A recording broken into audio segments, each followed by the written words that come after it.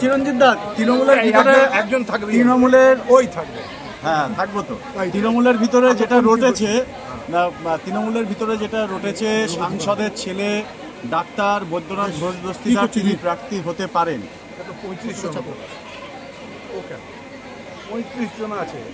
যদি আমি না দাঁড়াই, 40 জন আছে যারা দাঁড়াবে। এ দাঁড়াবে, দেখা যায়। জ্যোতিপ্রিয় মল্লিক, নারায়ণ গোস্বামীরও নাম উঠে আসছে, কিন্তু মমতা ব্যানার্জি চাইলে আপনি দাঁড়াবেন। উনি তো ডিসাইডিং ফ্যাক্টর। শুভেন্দু অধিকারী বলে গেছেন বারাসাত এবার বিজেপি জিতবে। শুভেন্দু অধিকারী কিন্তু আমি খুব ভালোবাসি, আমার বলেছি I M a clean person, এটা বলেছি। এটা তোমরা জানো না, বলেছি, আমাকে বলেছি, মানে তো আমাদের নিজেদের মধ্যে যাই না তো কাকে একটা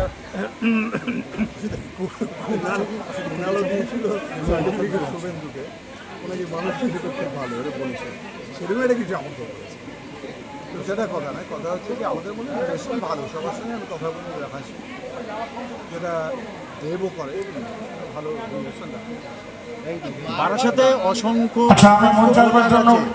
বারাসাতে অসংখ্য উদ্বাস্তু ভোটার আছে যারা এসআইআর নিয়ে ভয় পাচ্ছে, কি বলবেন তাদের উদ্দেশ্যে?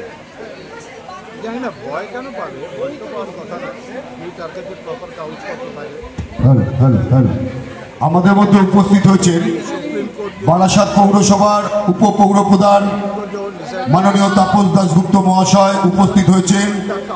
কোনটা দিয়ে ভারতীয়ত্ব প্রমাণ হয় সেটা সেন্ট্রাল গভর্নমেন্ট বা উপস্থিত হয়েছেন 15 নম্বর ওয়ার্ডের পৌরপিতা মাননীয় সমীর কুণ্ডু মহাশয়। বিতর্ক আমার কাছে যে বারাসাত জুড়ে ছড়িয়ে যায় সবসময়, আপনি এবারে দাঁড়াচ্ছেন না, আপনি নাকি রাজনৈতিক অনশন করছেন। আমি বলি, এটা এমনিও বলি, কিন্তু এটা সমস্তটা ডিসিশন নেবেন আমার নেত্রী।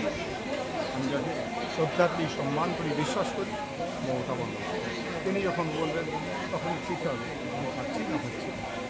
আমি জানি না এবার আমি জিতবো কিনা, তার লোকের তো পপুলারিটি কম, এই জায়গায় কম, যে কোনো একজন শিল্পীর তো আরও ফেল মাঝে। তো আমারও কমেছে, আমি বুঝতে পারি সেই ভিড়টা হয় না যে ভিড়টা আমি আগে কাজ করি। তো তাতে আমি জিতবো কিনা, জিতে আসছি এত ভোটে কেন আমি তাও জানি না, আর কেন আমার এমপি ভোট পায় না সেটাও জানি না। তিনি এত কাজ করেন এখানে, তাও জানি না। কিন্তু মমতা ব্যানার্জি যদি আপনাকে দাঁড়াতে বলেন এবারে, দেখো ওকে ডিনাই করা, ডিফাই করার তো ক্ষমতা মানে আপনি আবার আসছেন না। যদি তা হয়, এখন আমি তো শেষ পর্যন্ত বলবো যে অনেক বয়স হয়ে গেছে, বাচ্চা আর কি এত বেশি আর